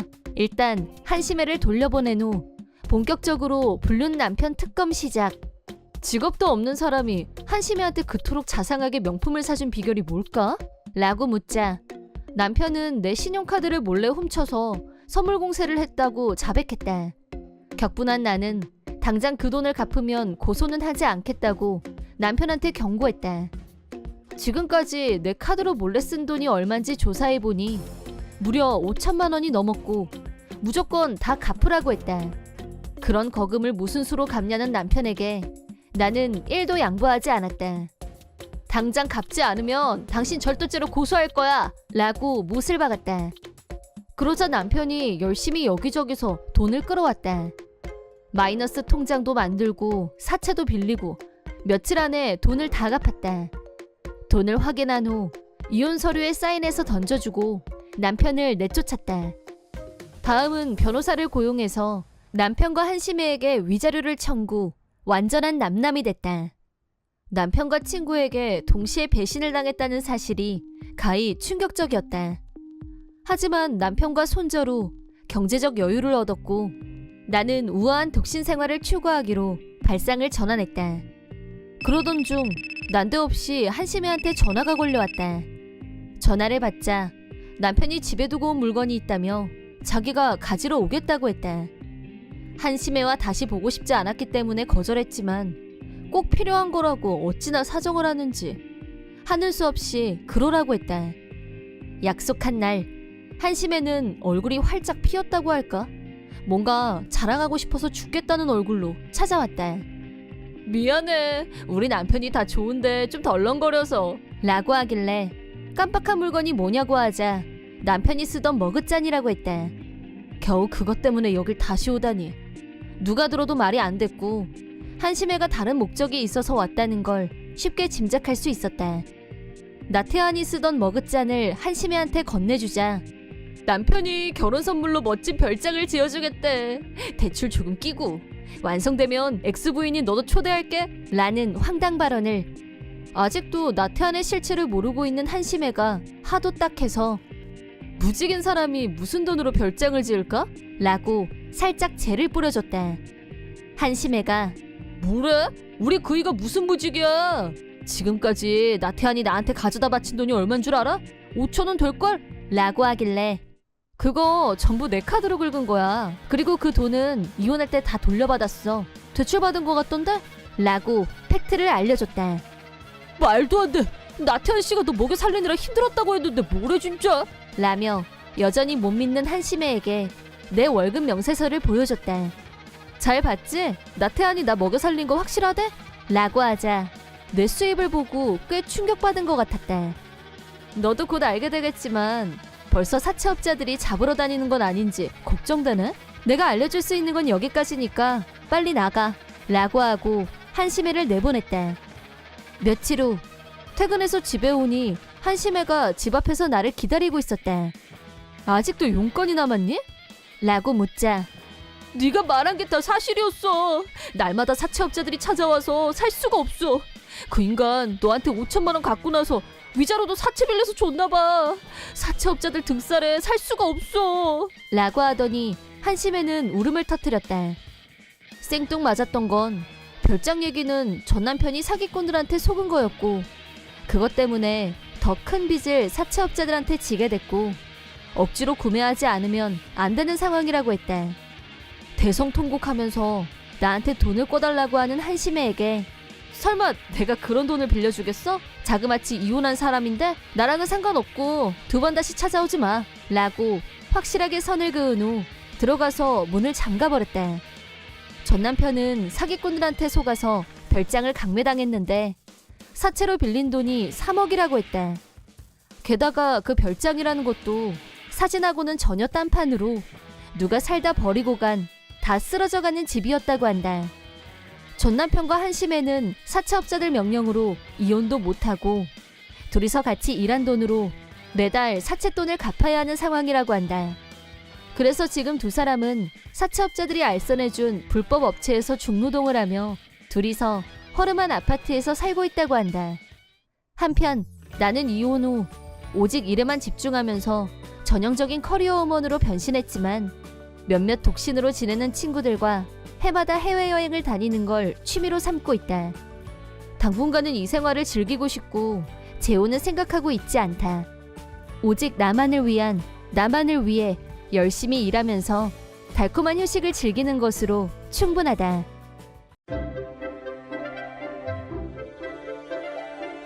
사이다 무비튼. 내 이름은 정직한 31살의 회사원이다.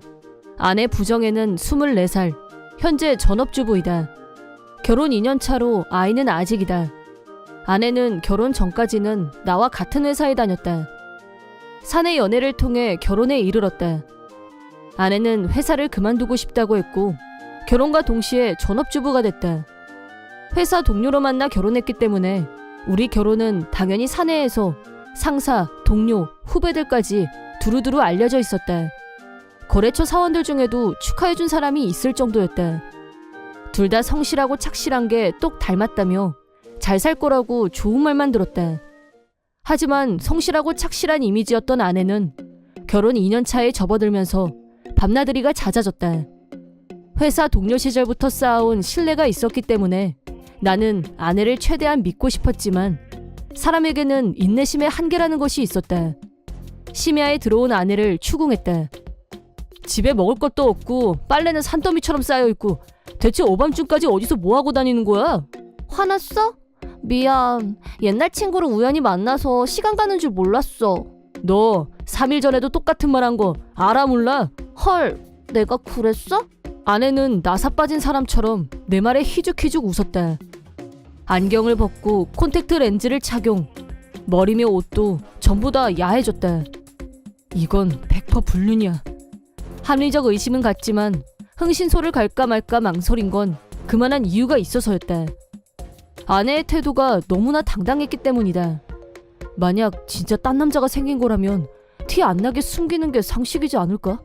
내가 헛다리를 짚은 거면 비싼 돈 들여서 흥신소 찾아갔다가 후회할지도 몰라서였다. 아내는 여고 출신이었다. 회사에서는 반듯하고 성실하기로 둘째가라면 서러울 정도였다.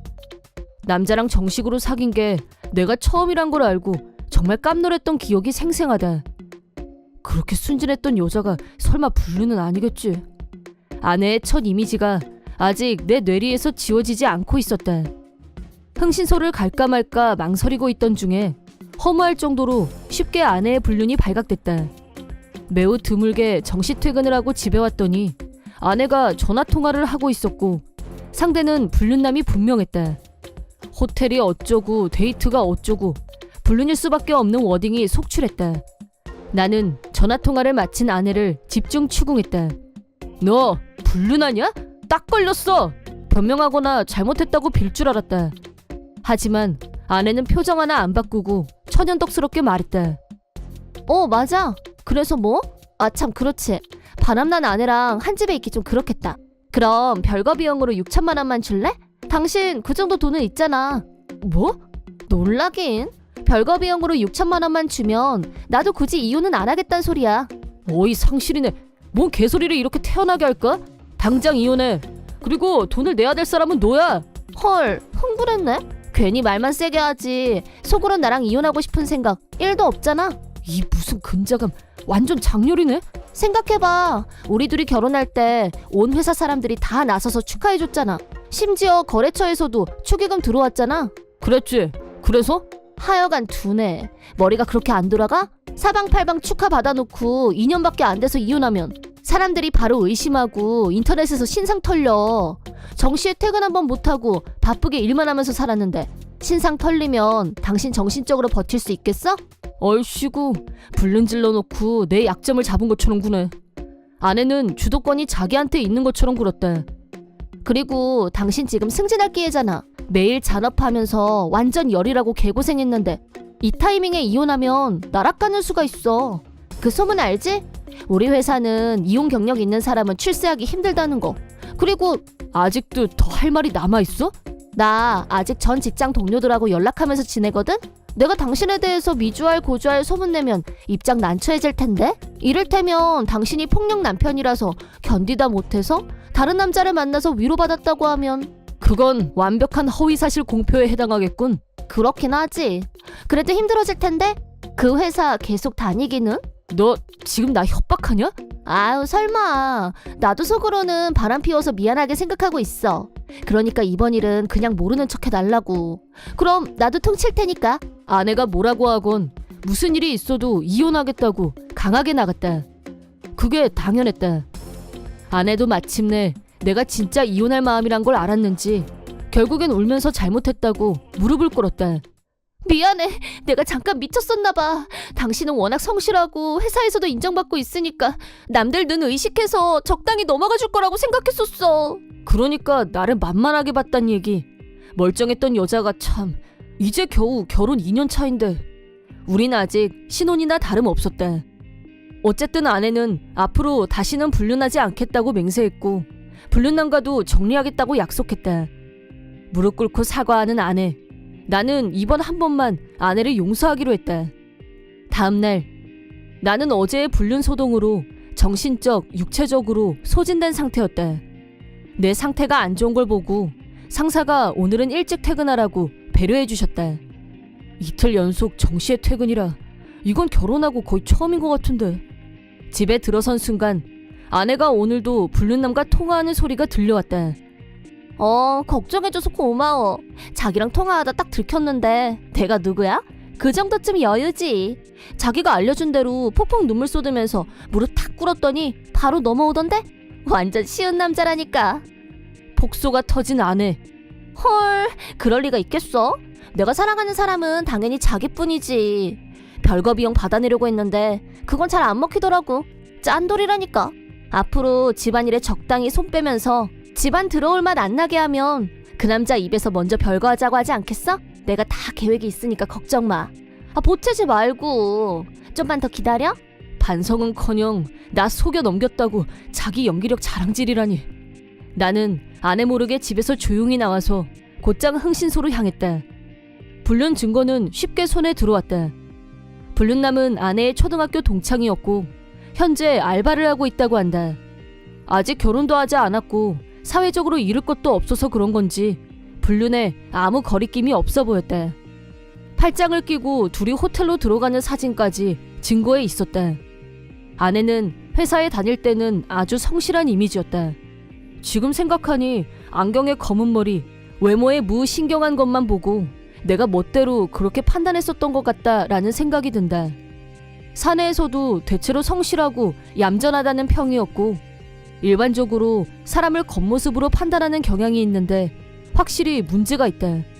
나는 아내가 무기로 생각하고 있는 게 무언지 이미 알고 있었기 때문에 선수쳐서 먼저 진실을 알릴 필요가 있다고 판단했다.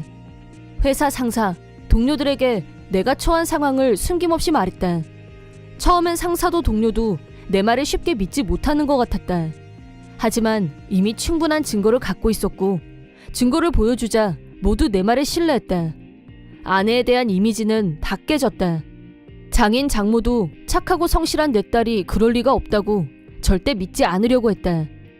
이번에도 증거를 보여주자 불륜을 인정할 수밖에 없었다. 이렇게 나는 천천히 주변 사람들에 대한 물밑 작업을 펼쳐나갔다. 준비를 마친 나는 양가 부모님을 집으로 모셨고 아내와의 이혼 얘기를 꺼냈다. 눈치채지 못하게 녹음도 했다.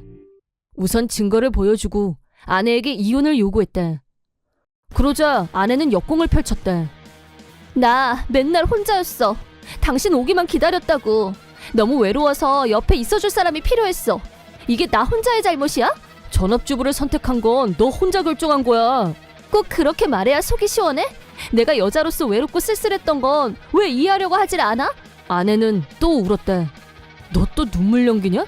그 말에 어깨를 움찔하더니 뚝하고 거짓말처럼 눈물을 멈췄다. 네가 불륜남하고 통화하는 거 다 들었어. 아내는 책 타고 혀를 차더니 잡아먹을 듯한 얼굴로 나를 노려봤다. 그래 좋아. 끝까지 고집부릴 모양인데 이혼해 줄게. 됐지? 진짜로 할 거야. 꼴 좋네. 맨날 잔업하고 실컷 고가 올려놨는데 아깝게 됐네. 이제 나락가는 거니? 잔머리 굴리지 마. 내가 네 머리 위에 있어. 회사에 이미 진상 다 밝혀놨고 지금 네가 하는 말도 다 녹음 중이야. 순간 아내의 얼굴이 사색이 됐다. 그런 와중에도 소리를 질렀다. 근데 당신 정작 중요한 건 모르는 모양이다. 부부라면 부부인 이상 별거 비용은 경제력이 있는 당신이 지불할 의무가 있다는 거 몰라? 자신감 있는 저 표정. 그냥은 안 나가겠다. 아직도 더 쓸 카드가 있다 이건가? 그 말도 일리는 있는데 그건 부부였을 때 얘기지 않아? 더구나 너는 불륜을 저지른 당사자니까 이혼을 거부할 자격도 없고. 에? 이혼하고 더 이상 부부가 아니라면 별거 비용을 내가 부담해야 할 의무 같은 건 없어. 아내는 자신이 치명적인 걸 놓쳤다는 걸 깨달았는지 바로 무릎을 꿇었다. 미안해. 잘못했어. 용서해줘. 그만해. 한 번 속지 두 번 속나. 제정신인 내가 같은 실수를 두 번이나 할 수는 없다. 그렇게 이혼 성립, 위자료 3천만 원씩을 전처와 불륜남에게 각각 청구했다. 불륜남한테도 버림받은 전처는 낡은 아파트에서 혼자 살면서 파트 근무를 시작했다고 한다. 그렇게 노래하던 별거 기분을 만끽하고 있는지 그것이 알고 싶다. 이번 영상은 어떠셨나요? 재밌게 보셨다면 구독, 좋아요에 댓글까지 달아주시면 감사하겠습니다. 그럼 다음 영상에서 만나요.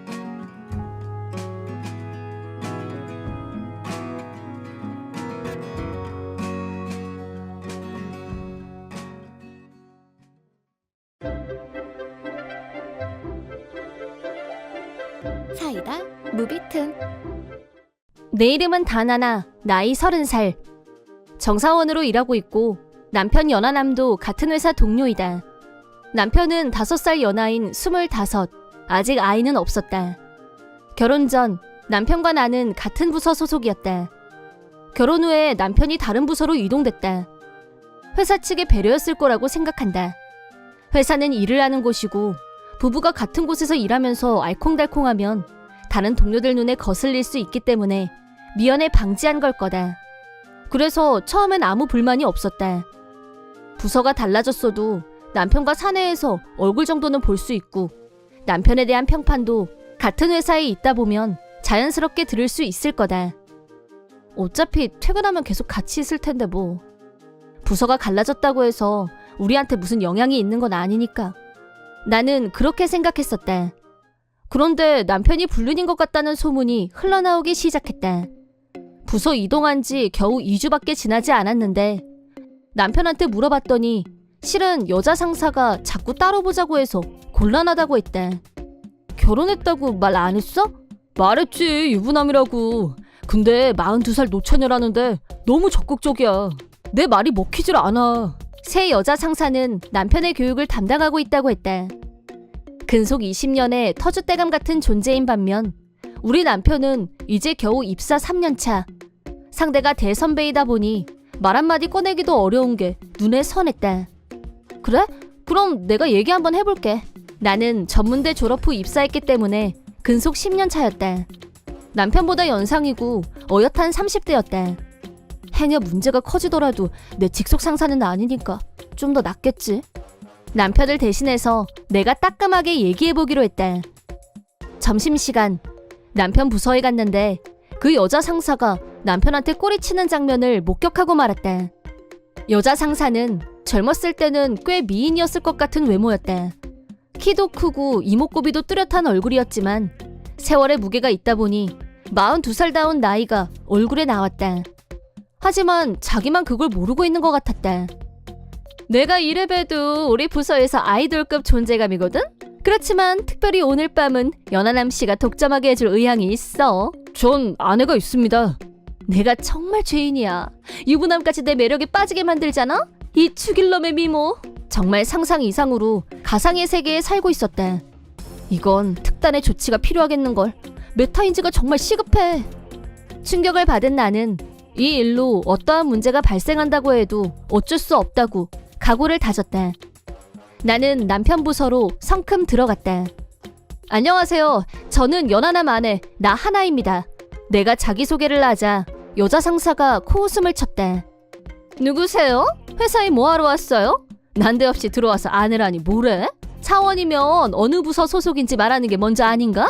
너야말로 회사에 뭐하러 왔냐고 되묻고 싶었다. 죄송합니다. 저는 남편 예전 부서 소속인. 됐고, 내가 궁금하다고 했었나? 나 지금 연하남 씨하고 중요한 얘기 중이었거든? 그만 나가줄래? 중요한 얘기가 뭘까요? 신입 교육에 관한 거거든요?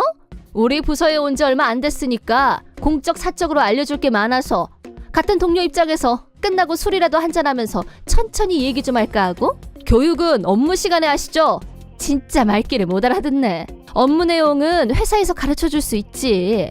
그런데 부서 내에서 인간관계라던가 회사에서 얘기하기 힘든 고민들도 있거든요.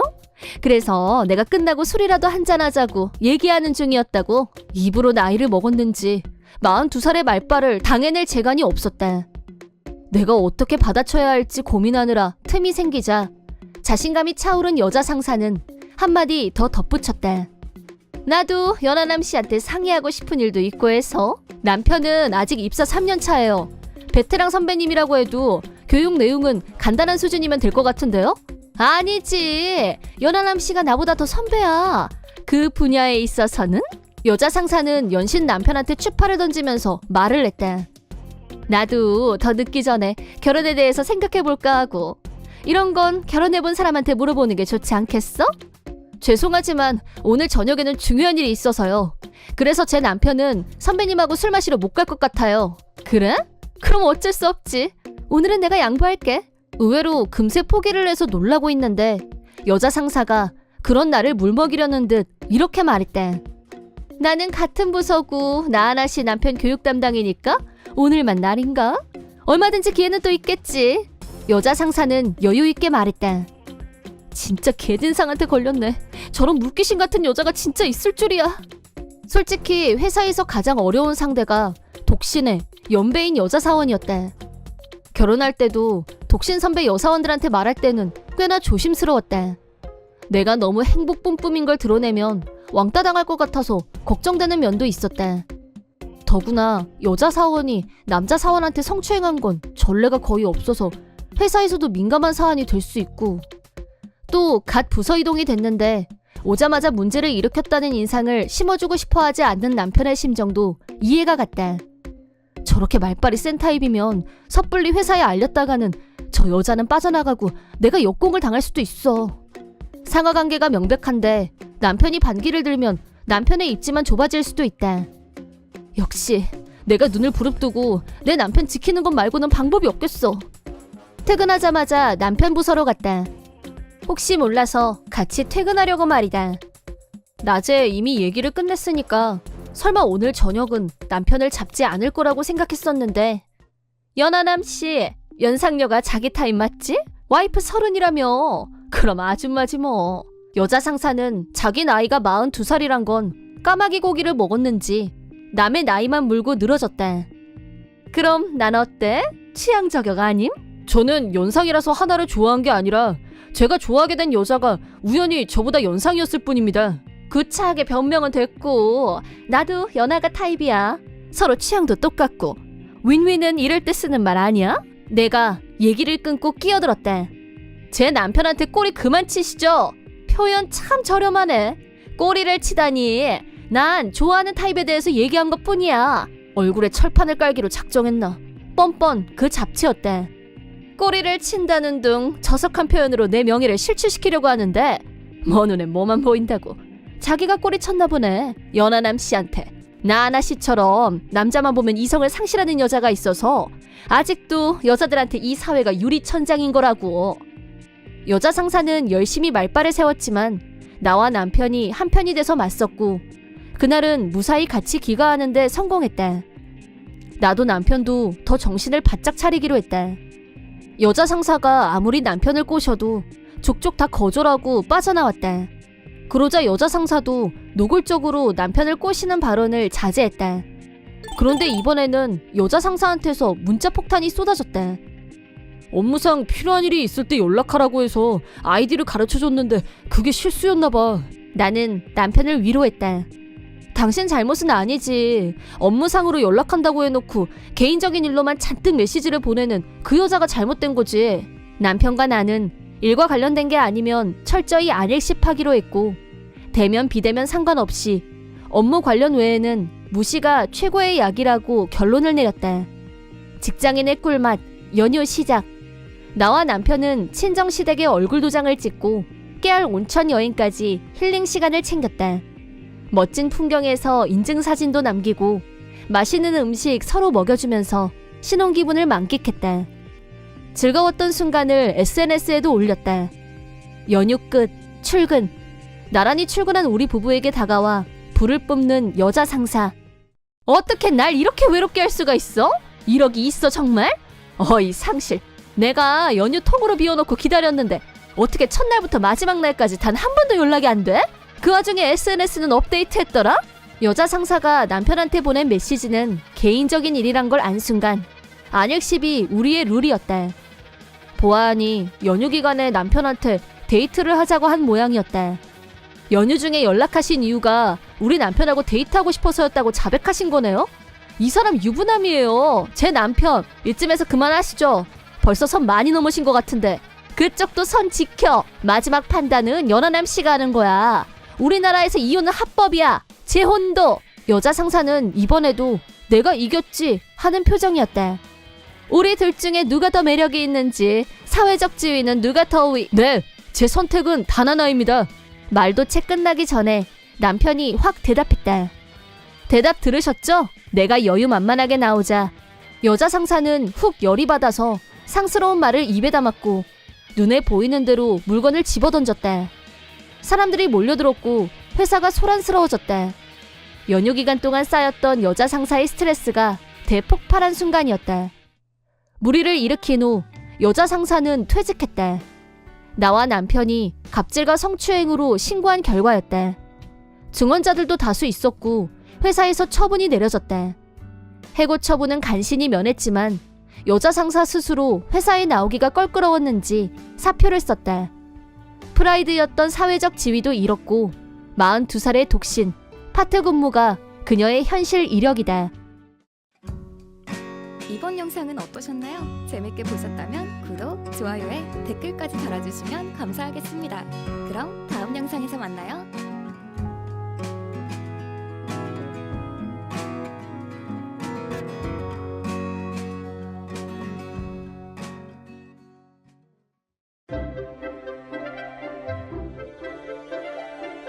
사이다 무비튼. 나는 1년 전에 교통사고를 당했고 의식불명으로 그 사이 장기간 입원해 있었다. 눈을 떴을 때는 병원이었고 나한테 무슨 일이 있었는지 아무것도 기억나지 않았다. 우선 눈앞에 보이는 간호사한테 여기가 어디냐고 물었더니 사고가 나서 병원에 와 있다고 알려줬다. 그럼 나를 다치게 한 가해자는 붙잡혔냐고 묻자 가해자가 자수를 했고 병원에도 몇 번이나 왔었다고 말해줬다. 그래도 가해자가 나쁜 사람은 아닌 것 같아서 마음이 놓였다. 내가 의식을 찾자 담당 의사가 바로 왔고 가해자한테도 연락이 간 모양이었다. 연락을 받은 가해자는 얼마 후 병실에 왔고 나를 보더니 무릎을 꿇고 정말 죄송하다고 용서를 빌었다. 간호사한테 가해자가 거의 매일 찾아왔었다는 말을 이미 들은 후라서 그랬는지 나를 이렇게 만들었다는 원망과 분노는 없었다. 가해자는 상당한 금액의 위자료를 나한테 내밀었다. 나는 위자료를 받고 합의를 해줬다. 내가 의식이 돌아왔다고 부모님께도 바로 알렸다는데 병실로 들어온 부모님 표정이 어쩐지 기뻐하는 것 같아 보이지 않았다. 하긴 원래부터 그다지 사이가 좋은 부모 자식 관계가 아니었으니까 상관하지 않기로 했다. 의식이 돌아오고 몇 개월은 재활에 힘썼다. 담당 의사가 나를 재활치료실로 데리고 가면서 퇴원하면 제일 가고 싶은 곳이 어디냐고 물었다. 드라이브 가고 싶은데 데리고 가줄 수 있냐고 농담 삼아 말했는데 뜻밖에도 좋다고 해서 깜짝 놀랐다. 그렇다고 그 말을 진짜로 받아들이지는 않았다. 몇 개월 후 퇴원하는 날이 됐는데 담당 의사가 내 연락처를 물어봤고 드라이브는 언제 가는 게 좋겠냐고 내게 물었다. 그래서 그 사람과 약속을 잡고 퇴원하고 일주일 후에 다시 만나기로 했다. 그걸 시작으로 그 사람과 몇 번 연속으로 더 만났고 자연스럽게 사귀는 사이가 됐다. 그렇게 1년 후 그 사람이 나한테 결혼하고 싶다며 프로포즈했다. 또 부모님을 만나서 결혼 승낙을 받고 싶다고 했다. 그 사람이 결혼에 적극적인 건 기뻤지만 솔직히 퇴원하고 몇 번 만나지도 않은 부모님께 굳이 데리고 가야 하나 내키지 않았다. 하지만 결혼을 하면서 부모한테 알리지 않을 수는 없는 거고 남친을 인사시키기로 했다. 부모님께 결혼할 남자가 있다고 그 사람이 얘기를 하자 갑자기 언성을 높이면서 결혼은 절대 안 돼! 내 눈에 흙이 들어가도 안 돼! 라고 화를 냈고 사람을 만나보지도 않고 무조건 결사 반대했다. 나는 그 사람은 나를 고쳐준 훌륭한 의사이고 나한테 너무 잘한다고 열심히 설득했지만 의사치고 제대로 된 인간을 못 봤다면서 비하했고 내 말을 들으려고 하질 않았다. 참다 못한 나는 성인이고 부모의 허락 없이도 결혼은 얼마든지 할 수 있다. 나는 그 사람하고 꼭 결혼할 거라고 대들자 순간 아버지 눈빛이 변했다. 그러더니 내 팔을 억지로 잡아당겨서 2층으로 끌고 올라갔고 내가 쓰던 방에 나를 밀어넣고 감금했다. 나는 방문을 쾅쾅 두드리면서 문 열어! 당장 문 열라고! 라고 외쳤지만 아버지는 문 밖에서 네가 제정신이 돌아오면 그때 문 열어주마 라고 하더니 내려갔고 문 앞을 무거운 가구로 막아놨는지 몸으로 밀어도 꼼짝도 하지 않았다. 내가 사랑하는 사람과 결혼하겠다는데 감금이라니. 이 상황이 너무 어이없고 기가 막혔다. 정말 멘붕이 왔다. 아무리 내가 미워도 그래도 부모가 돼서 어떻게 이럴 수 있나 이해가 안 갔다. 하지만 어쨌든 감금되긴 했지만 여긴 내가 예전에 쓰던 내 방이었고 전에 쓰던 핸드폰 충전기를 찾아서 남친한테 내가 감금됐다는 사실을 알렸다. 남친은 곧장 운전해서 달려왔고 부모들 모르게 2층 내 방 창문까지 올라와서 밧줄을 이용해 나를 무사히 탈출시키는 데 성공했다. 우리는 내가 없어진 걸 부모들이 눈치채기 전에 먼저 혼인신고부터 하기로 하고 구청으로 달려갔다. 서류에 사인을 하고 구청 담당자에게 제출했는데 한참 후에 담당자가 얼굴이 사색이 돼서 되돌아왔다. 왜 그러시냐고 묻자 담당자가 웅얼웅얼 뭐라고 말을 하긴 하는데 무슨 말을 하는지 알아들을 수가 없었고 다시 한번 말씀해달라고 하자 결혼은 안 됩니다 라고 말했다. 대체 뭐라는 건지 이해가 안 됐고 그게 무슨 말이냐고 다시 묻자 여자분은 이미 혼인 중입니다 라는 충격적인 대답이 돌아왔다. 나와 남친은 둘이서 동시에 멍해졌다. 사귀던 남친도 없었는데 내가 결혼을 했다니 말도 안 되는 소리였다. 대체 내가 누구랑 결혼을 했다는 거냐고 서류를 보여달라고 하자 금시초문인 남자 이름이 적혀있는 종이를 내밀었다. 더구나 혼인신고가 된 날짜는 내가 의식불명으로 입원 중이었던 기간과 겹쳐 있었고 부지불식간에 부모들의 얼굴이 떠올랐다. 우리는 내 남편이라고 되어 있는 남자에 대해서 알아봤다. 그 남자는 나보다 50살이나 나이가 많은 할아버지였고 경악스럽게도 엄마가 일하는 노인시설에서 거의 거동을 못하고 누워만 있는 사람이었다. 그때 내가 집에서 탈출한 사실을 알게 된 부모들로부터 전화가 걸려왔다. 너 어디야? 당장 집으로 안 들어와? 라고 화를 내길래 나한테 소리 지르지 마 라고 나도 소리쳤다. 나 지금 구청이야. 혼인신고서 접수하려고 했더니 내가 생판 모르는 노인하고 결혼을 했다더라고? 이게 어떻게 된 일인지 두 사람은 알고 있을 것 같은데 제대로 똑바로 설명해? 라고 소리치자 전화기 너머에서 두 사람이 난리가 난 게 전해져 왔다. 나는 남친과 같이 다시 집으로 갔고 두 사람에게 설명을 요구했다. 두 사람은 낯빛이 검게 변해서 자기들이 저지른 일에 대해서 실토했는데 어떻게 인간의 탈을 쓰고 그럴 수가 있는지 남친과 나는 할 말을 잃고 말았다. 그러니까 엄마라는 사람은 요양사 일을 하다가 곧 죽을 날이 가까워진 노인이 자산가라는 걸 알았고 나를 떠올렸다. 그때 나는 사고로 의식이 없었고 나를 그 노인과 법적 부부로 만들기로 수작을 부렸다. 머지않아 노인이 죽으면 딸 자식을 이용해서 재산을 갈취한 후 다시 법적으로 이혼하면 깔끔하게 정리된다고 생각한 거였다. 남의 재산을 노리고 친딸을 위장 결혼시킨 것도 모자라서 결혼할 남자가 있다고 하자 감금이라니. 정상적인 부모가 할 수 있는 일이 아니었다. 나는 분노가 하늘을 찔렀다. 기가 막혀. 당신들 그러고도 부모 맞아? 부모니까 이렇게 용감한 거지. 넌 누워만 있었잖아. 누워있다가 재산이 하늘에서 뚝 떨어지면 얼마나 행운이니? 누가 너더러 같이 살라든? 유산 받고 나면 이혼시키려고 했어. 근데 네가 엉뚱하게 결혼하겠다고 남자를 데리고 오니까 일이 꼬였잖아. 이만큼 키워준 부모한테 효도한다고 생각하고 누이 좋고 매부 좋고 조금만 참으면 다 잘 될 텐데 방정맞게 의식이 돌아와서 다 된 밥에 재를 뿌리고 난리야? 라며 나한테 악담을 퍼부었다. 원래부터 사이가 좋지 않은 부모 자식 관계였지만 돈에 눈이 멀어서 자식을 팔아 넘기려고 한 행위를 용서할 수 없었고 나는 두 사람을 고소하기로 결심했다. 남친을 이런 진흙탕 싸움에 끌어들이게 될 줄은 미처 몰랐었다. 남친한테는 정말 미안했지만 내 결심을 적극 응원해줬다. 그러자 엄마라는 사람은 부모한테 해코지할 생각이냐며 광분했다. 나는 친딸을 위장결혼으로 팔아넘긴 사람 입에서 나올 말은 아닌 것 같다고 응수했다. 부모들을 경찰에 신고하고 변호사의 도움으로 혼인 무효 신청을 했다. 부모들은 나를 감금한 것과 내 동의도 없이 위장결혼을 시킨 죄목으로 체포됐다. 당연히 불법적인 짓을 저지른 엄마라는 사람은 요양원에서 해고, 아버지란 사람도 불법 행위에 가담해서 딸을 돈벌이에 이용하려고 한 사실이 회사에 들통나자 해고됐다. 나는 부모와 절연했고 약간의 시간을 두고 안정을 되찾은 후 남친과 결혼해서 행복한 가정을 꾸렸다. 한편 나와 위장결혼을 당했던 노인은 다른 요양사가 방으로 들어갔을 때 마치 잠자는 것처럼 편안하게 눈을 감고 있었다고 우연히 사망 소식을 들었다. 내가 빨리 무효 소송을 했기 때문에 사망한 후에 내 부모들에게 이용당하지 않아서 정말 다행이라고 생각했다. 부모들은 감옥에 수감되지는 않았지만 이미 직장도 잃고 주변 사람들 중에 알만한 사람들은 사정을 다 알게 됐다.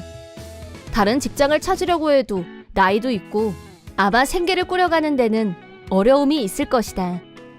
동네 사람들의 따가운 시선 속에서 먹을 것도 제대로 못 먹고 살아야 하는 극빈자 생활을 하면서 사는 게 죽느니만 못한 비참한 삶을 살게 되겠지만 그건 그들이 마땅히 받아야 할 벌이라고 생각한다. 이번 영상은 어떠셨나요? 재밌게 보셨다면 구독, 좋아요에 댓글까지 달아주시면 감사하겠습니다. 그럼 다음 영상에서 만나요.